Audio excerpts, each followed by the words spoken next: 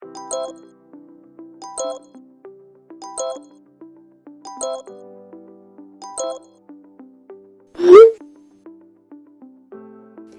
everyone, welcome back to my channel. This is Michelle. We've already spent quite a bit of time talking about China's visa policy, so if you still have questions, feel free to leave them in the comments below, or check out my previous videos. Now that your visa is sorted out, the next big question is, how are you going to get around? And how can you pay for things once you're in China? As you probably know, China is now fully in the digital payment era. You can pay for almost everything just by scanning a QR code. So in today's video, I will walk you through a few different payment methods you can use in China. And in the next video, I will show you step by step how to set up WeChat Pay and Alipay with your own cards. Let's first talk about cash.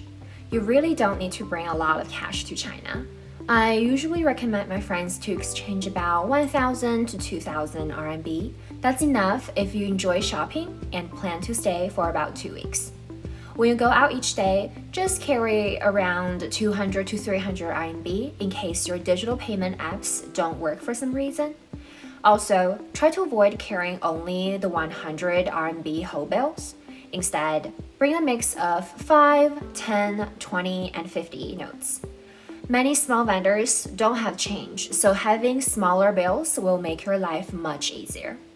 If you plan to stay or visit rural or remote areas, definitely bring enough cash because some small shops there might not accept digital payments yet. And just a quick reminder, travelers can bring up to 20,000 RMB into China without declaring it at customs. And that's more than enough for most trips, but it's just good to know. Now let's talk about bank cards. Major hotels, upscale malls, and luxury restaurants in big cities sometimes accept Visa, MasterCard, or American Express. But smaller shops, local restaurants, and markets usually don't. It's fine to carry your bank card with you just in case, but really don't rely on it as your main payment method. Now, the most important part of this video, WeChat Pay and Alipay. These are the two main mobile payment apps in China. Once you download and link your card, you can pay for almost anything, from street food to high-speed train tickets. A lot of people say that Alipay works better for foreigners, and I agree, especially since WeChat sometimes has ID verification issues if you registered with a foreign phone number. That said, I still recommend setting up both apps just in case one doesn't work. It's always good to have a backup. I will save the detailed setup tutorials for my next video. And for now, let's just talk about a few tips and tricks you should know when using these apps. So first thing first, how do you use it? If you already linked your card and are wondering how to actually pay, here is how it works. For WeChat Pay, from the main screen, tap the plus button at the top. Select Scan if you need to scan the vendor's QR code. You will enter the amount, confirm, and you're done. Sometimes the vendor will want to see your payment confirmation screen, but often they will get a notification automatically and you can just walk away. If the vendor needs to scan your code instead, just tap Money and show them your QR code.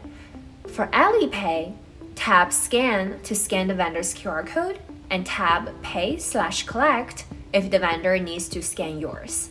If you hold down the button a bit longer of the app, you will also see quick options for scanning or paying directly. The next tip is about the transaction fees. Please note that for both WeChat and Alipay, you don't have to pay for any fee for transactions under 200 RMB. And for payments over 200 RMB, there is usually a 3% transaction fee.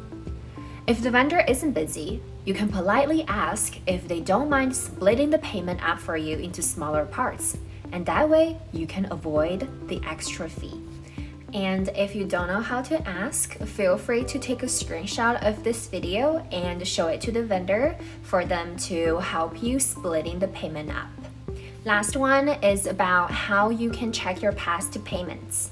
So on WeChat Pay, you can go to Me, Pay and Services, Wallet, and click on transactions, and you will see all your past transactions. And on Alipay, similar thing, go to my transactions to see your recent payment records. And that's it for today's quick intro video. In the next episode, I will walk you through how to set up WeChat Pay and Alipay step by step so you can start using them right away when you arrive in China.